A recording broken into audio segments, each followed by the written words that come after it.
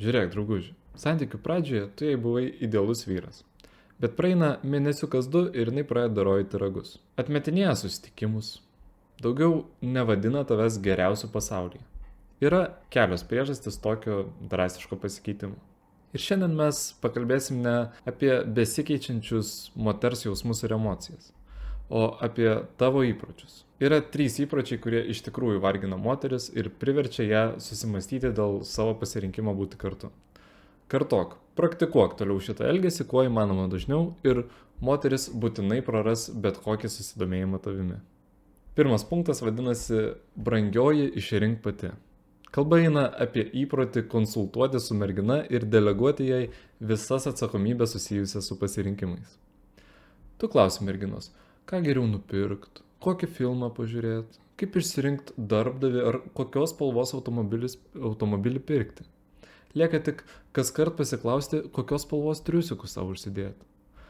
Arba iškart duot pasirinkimą tarp tavęs ir Jono.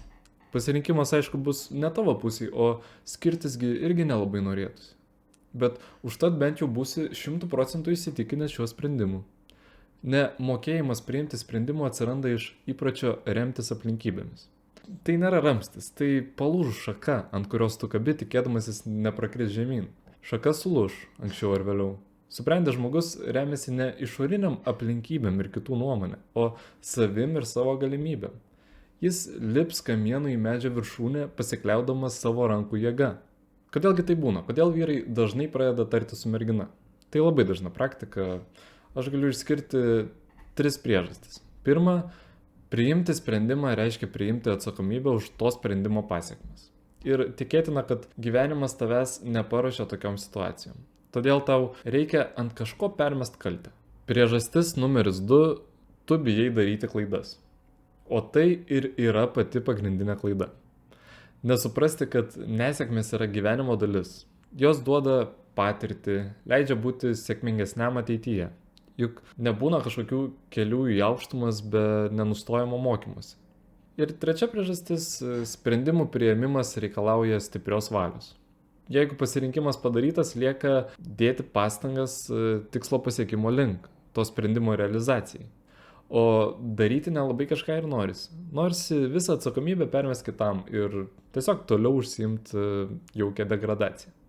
Pabrėžiu, negebėjimas priimti sprendimų yra vaikiškos psichikos padarinys. Tai infantilus įprotis ieškoti mamos ir tėčio, kurie tuoj perims ant savęs visą atsakomybę už tavo gyvenimą. Ir visgi apie moterų jausmų ir emocijų kaitą šiek tiek pašnekėkim. Būna taip, kad moteriai įsijungia toks mamiškas instinktas ir ji meiliai žiūri į tavo vaikiškai prirauktus antakiukus ir naivumą, bet tai labai reti epizodai, tai tik momentinis rautas jausmų, o bazė harmoningų santykių sudaro merginos prisirišimas prie vyro, užimančio aiškiai stiprią lyderio poziciją. Bet jeigu mes neskaičiuosim kažkokių probleminių, netinkamų santykių atveju, mergina visgi trokšta būti sekančiosios rolėje. Ir kad sprendimus priima vyras, ji tada gali atsipalaiduoti. Pajausti šalia savęs kažką, kas stipresnis už ją. Tai iš tikrųjų sukelia stiprias emocijas ir tikrą prisirišimą. O kažkokie skundai kaip, mamytė, aš ištepiau triusikėlius, ką man daryti? Jie greitai atsibosta ir motyvuoja damą ieškoti labiau subrendusio vyro. Taigi jeigu demonstruoji savo bejėgiškumą ir neužtikrintumą, tai ruoškis liūdnom pasiekmėm. Juk atsisakymas priimti sprendimą tai irgi yra sprendimas.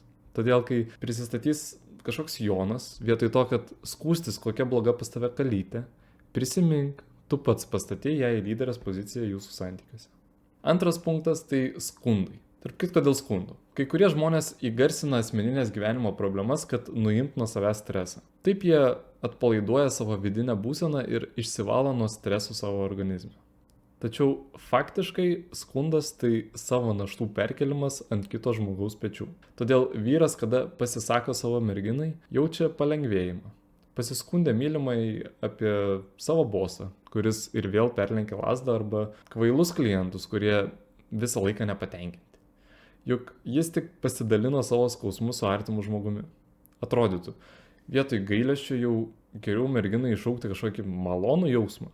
Vietoj istorijos apie kolegą, kuris trukdo tau dirbti, ar tave užgauliuoja. Geriau pasidalinti kažkokiais sėkmingai įveiktais sunkumais, kažkokiam išspręstom problemom. Bet nereikia pamiršti, kad skundas yra būdas gauti naudos. Esmė tame, kad vaikas dar nuo mažens galėjo priprasti prie to, kad su savo verkšlenimais jis galėjo prisitraukti dėmesio ir gauti tai, ko nori. Ir beaugant nieko nesikeičia. Suaugusiųjų pasaulyje jis lygiai taip pat elgesi. O dėl savo elgesio modelio pokyčių vyrui neužtenka susitikti su sunkumais. Reikia ir suvokti savo infantilumą. Infantilumas pasireiškia savo galimybių nepasitikėjimu. Čia kalba eina apie tą patį neatsakingumą. Tokie žmonės yra įsitikinę tuom, kad protingesni ir stipresni individai turi išgirsti apie jų problemas ir atskubėti su gelbėjimusi ratu. Jiem visada reikia palaikymo, užuojautos, kažkokių pagirų, bet iš tikrųjų stipresnis ir sėkmingesnis draugas bus tiesiog pastovus gelbėjimusi ratas arba emocinis sponsorius. O turint omeny, kad žaisti į vienus vartus draugystėje nelabai kam ir patinka, greitai mūsų infantilas herojus liks vienas. Jis susiranda savo damutę, kuri turi polinkį kovoti dėl dominuojančios pozicijos santykiuose ir iškelia ją ant pjedestalo, po ko pradeda skųstis ant gyvenimo. Pirmą laiką jį tenkinasi jo aukomis ir raudojimais, o po to, kaip ir bet kokia kita moteris, tiesiog pradeda nuobodžiauti. Ir tolimesnis scenarijus klasikinis. Sutrikęs sureikšminimo balansas, Jonas ir skundai pirmam, kas pasiruošęs viso to mėšlo klausytis. Ir trečias punktas tai perspektyvos nebuvimas. Bet dabar įdėmiai. Patys iš savęs veiksmai vyro išorinėme pasaulyje neturi įtakos moters suvokimui. Jie turi įtakos pačiam vyrui. Nesvarbu, kiek tu uždirbi ir kokios tavo pareigos. Esmė ne tame. Esmė tame, kad asmeninio tobulėjimo trūkumas padaro vyrą minkštų, pliušinių. Be sveiko streso kūnas neduoda vyriškų hormonų, o psichika atpranta reaguoti į konfliktinės situacijas. Galiausiai, toks naminis vyrukas tampa lengva auka moteriškom provokacijom. Ir prie menkiausios progos jis sulinksta taip stipriai, kad net jogos meistrai jam galėtų pavydėti. Arba jis iškelia moterį isteriką tokiam stiliui, lyg 10-tokė susirašinėtų su troliu internete. Ir pirmas ir antras variantas priveda prie sureikšminimo balanso nukrypimo. Iš kur atsiranda perspektyvų neturėjimas? Pačias globaliausias priežastis išskirsiu. Pirmas populiariausias variantas yra ambicijų nebuvimas. Kada vyras vertina tai, ką turi dabar, tai yra normalu. Nenormalu, jeigu jis nenori daugiau, o net jei ir nori, jis laukia, kol jam tai nukris iš dangaus. Kaip bananas nuo palmės. Maža vien ambicijų ir norų, reikia dar ir ryžto kažką daryti. Antra priežastis – ryžtas veiksmui persidengia baimę pakeisti įprastą gyvenimo eigą. Vyras galėtų potencialiai uždirbti daugiau, bet jam, pavyzdžiui, reikės mokintis kažko naujo, o tingios, apstingusios smegenys blogai reaguoja į tokius rizikingus manevrus. Todėl vyras daro sprendimą ir taip sueis. O dabar pats svarbiausias klausimas. Patariu atvirai į jį atsakyti komentaruose. Kiek laiko tu praleidi bandydamas išeiti už asmeninių galimybių ribų? Kaip būtent tavo hobiai ir pramogos stumia tavo gyvenimą pirmyn? Kiek laiko per dieną tu leidi ant to, kad pagerinti savo profesionalius įgūdžius arba įgyti naujų? Paskaičiuok atvirai. Atsakymas gali tave nuvilti, nes pas daugelį tai 0 valandų per dieną. Ir ne todėl, kad jis neturi laisvo laiko. Laikas tiesiog naikinamas kompiuteriniuose žaidimuose, filmuose arba beprasmiam bendravime su draugais, kurie lygiai taip pat kaip ir tu nebando nieko pasiekti. Tik nebandyk prisiminti, kaip tu aktyviai treniravaisi, skaitėjai protingas knygas ir straipsnius internete, kaip bandėjai susigrąžinti buvusią, arba ten kažkam patikti. Tai spastai, kurie paremti pertekliniu moters sureikšminimu. Juk tu stengiaisi tik dėl jos. Tas stimulas buvo išorinis, atėmus iš tavęs tą moterį, motyvacijos vėl nebūtų. Daug efektyviau yra ieškoti stimulo savo viduje, nes jo neįmanoma atimti. Jis tampa dalimi tavęs. Ir esmė tame, kad atsakomybės permetimas ant kitų, skundai, baimė naujiems iššūkiams, tai labiausiai atstumiančios vyriškos savybės iš moters perspektyvos. Ir jeigu tu jų turi savyje, tai santykiai bet kokiu atveju pasibaigs, priklausant tik nuo moters ir išsiskyrimo momento. Nedėk vilčių į tą idėją, kad už kiekvieno didžio vyro stovi didi moteris.